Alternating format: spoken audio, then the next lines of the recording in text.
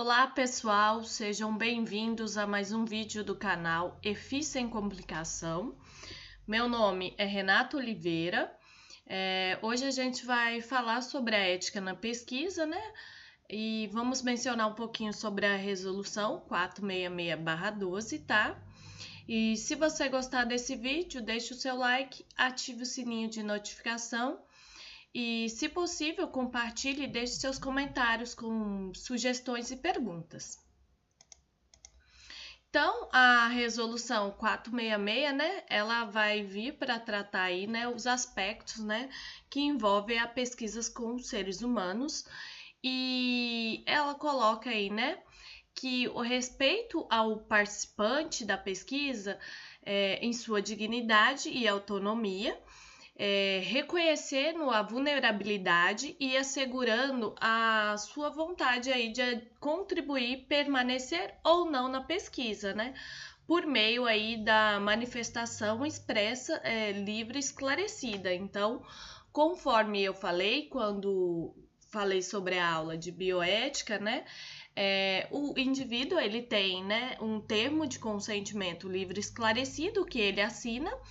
E nesse termo, né, ele vai colocar aí, né, se tem interesse ou não. E em qualquer momento, devido à sua autonomia, né, ele pode se retirar dessa pesquisa, né? É importante que a pesquisa ela esteja fundamentada em fatos científicos, experimentação prévia e ou pressupostos adequados à área específica de pesquisa, né? Para que não venha causar nenhum dano, né, ao avaliado. Então, ainda envolvendo esses aspectos éticos aí da pesquisa, ela deve contar, né, com recursos humanos e os materiais necessários que vai garantir aí o bem-estar do participante da pesquisa, devendo aí o pesquisador possuir capacidade profissional adequada para desenvolver sua função nesse projeto aí proposto, né? Eu devo garantir que as pesquisas nas comunidades, elas, sempre que possível, né, irão transmitir algum benefício e cujos efeitos ele continue a se fazer sentir após a conclusão daquela pesquisa, tá? Quando no interesse da comunidade tiver benefício real em incentivar ou estimular mudanças de costumes ou comportamentos, o protocolo de pesquisa, nesse caso, ele deve incluir sempre que possível as disposições para a comunidade, tal benefício às pessoas ou comunidades. Então, eu tenho, né, que garantir, né, que essa comunidade ela vai ter benefício, né, com essa pesquisa. Ainda, né, sobre os aspectos éticos da pesquisa envolvendo seres humanos, deve, né, utilizar o material e os dados obtidos na pesquisa exclusivamente, né, com a finalidade prevista aí no seu protocolo ou conforme o consentimento, né, que o participante ele te deu, né? Em relação ao pesquisador responsável, ele deve manter esses dados da pesquisa arquivados, seja arquivo físico ou digital, sob sua responsabilidade e por um período aí de 5 anos após o término dessa pesquisa, tá? Então, esses documentos eles têm que ser guardados aí por esse período. Em relação, né, agora vamos especificar sobre o profissional de educação física e a pesquisa acadêmica, né, que diante aí da vasta competência profissional, a gente se depara com a necessidade de desenvolver pesquisas como processo antecessor, né, natural na elaboração de informe científico e mesmo técnico, com a qualidade aspirada por aqueles que se utilizam dessas informações, tá? Porém, a evolução acentuada aí da tecnológica, ela tem permitido, né, o uso de novos instrumentos e novas técnicas no desenvolvimento de pesquisa, né, no âmbito da atividade física e do desporto, e muitos deles já utilizados há algum tempo, mas de aplicação e domínio restrito para grande parte aí dos profissionais. Novas substâncias, elas vêm sendo desenvolvidas visando aí otimizar o resultado da prática de atividade física e no desempenho esportivo, utilizando-se aí do recurso placebo nesses estudos, né? O que quer dizer isso, né? Conforme eu já mencionei anteriormente, né, essa questão do placebo ela é importante para ver se realmente está tendo algum benefício real para o indivíduo. É importante, então, destacar que toda e qualquer pesquisa aí realizada com seres humanos, eles têm que ser submetidos aos comitês de pesquisa, de ética em pesquisa, né? E não apenas aqueles que requeram exames invasivos. Então, todos devem ser submetidos, né? Então, quando eu submeto aí para o comitê de ética, eu tenho que submeter o projeto, né? E eu tenho que submeter também o termo de consentimento, né? Que esses membros aí do Comitê de Ética e Pesquisa, eles vão avaliar, né, a viabilidade desse projeto e se não vai, né, causar nenhum dano aí para o avaliado, né? Esses CEPs, né, esses comitês, ele é necessário uma formação interdisciplinar, objetivando uma análise qualitativamente melhor desses projetos aí que vão chegar para avaliação. Então, a inobservância aí dos dispositivos pertinentes, ela vai gerar, né, a responsabilidade, né, profissional por omissão, devendo aí ser apurada sua responsabilidade profissional junto aos órgãos de classe, né, o CONFEF e os CREFs, aí uma responsabilidade, né, administrativa junto à instituição de trabalho e uma responsabilidade também civil, né, na reparação de danos causados e, em casos especiais, a responsabilidade também penal junto à sociedade, tá? Então, por isso é importante, né, eu ter muito cuidado, né, quando eu vou realizar uma pesquisa aí com os seres humanos, para estar dentro aí das normas técnicas e de pesquisa. Então, a tarefa aí primária da pesquisa é a produção do conhecimento, né? E apesar das diferenças, todas as maneiras aí de se produzir conhecimento, ele tem um único fim prático, que é contribuir para o nosso dia a dia, né?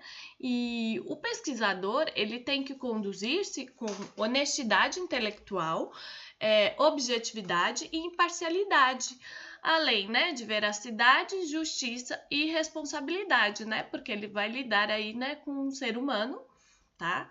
E ao comunicar os resultados de sua pesquisa, por meio aí de trabalho científico, o pesquisador ele deve, né, expor esses resultados com precisão, assim como todos os dados dele, né?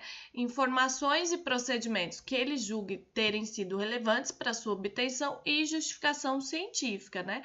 E quando da apresentação desses dados, é importante destacar, né, que o pesquisador ele não deve, né, expor o seu avaliado, né? Então ele não deve citar nome em nenhum momento, né? Garantindo aí o sigilo quanto a esse participante. Então, em um trabalho científico, a gente pressupõe, né, que toda a ideia ou formulação verbal, seja oral ou escrita, que ali está sendo utilizada, seja evidentemente de domínio público na área da pesquisa em questão, seja uma contribuição, né, original dos autores do trabalho. Se não for esse o caso, a ideia ou a formulação deve ser, né, creditada ao seu autor original do trabalho, né? Em um trabalho científico, devem ser indicados como seus autores todos e apenas os pesquisadores que tenham, né, concordado expressamente com essa indicação e tenham dado contribuições intelectuais diretas e substanciais para a concepção ou realização dessa pesquisa, tá? Então, eu tenho que mencionar, né, os autores que participaram ali do estudo, né, desde que eles tenham realmente contribuído para aquele estudo.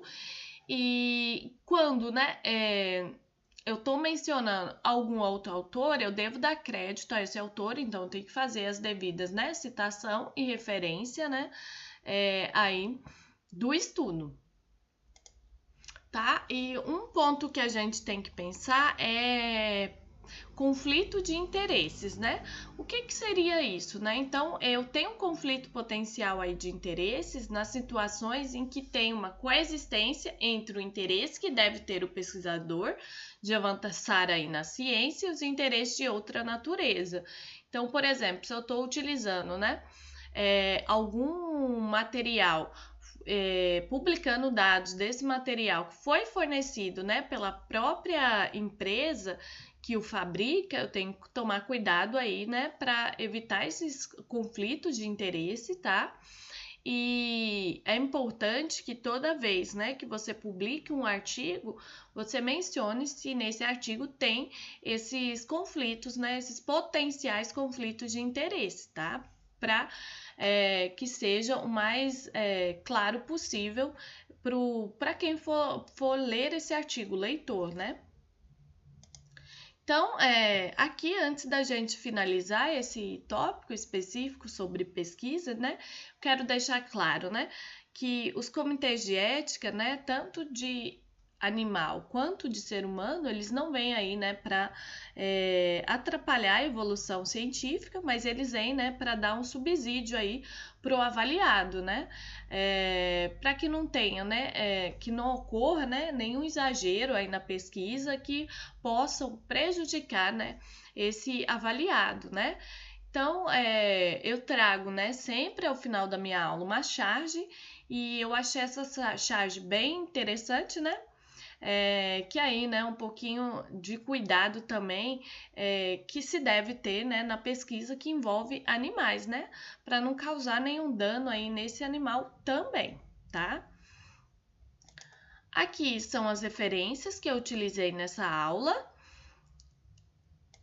Eu gostaria de agradecer a participação de vocês na aula aqui, que a gente falou um pouquinho, né, sobre a pesquisa e falou um pouquinho aí sobre a diretriz 466/12, né, que trata aí da pesquisa com o ser humano, tá? Um ponto aí que eu tenho que destacar, né, é que toda vez que eu vou trabalhar, né, com crianças, eu tenho que ter um cuidado maior também, que além do termo de consentimento que deve ser assinado aí pelos pais da criança, eu também tenho que ter um termo, né, de assentimento assinado por essa criança. E esse termo ele tem que ter uma linguagem de fácil acesso para essa criança, tá? E ela vai também autorizar aí a sua participação, tá? Então, nós nos vemos na próxima aula. Muito obrigado!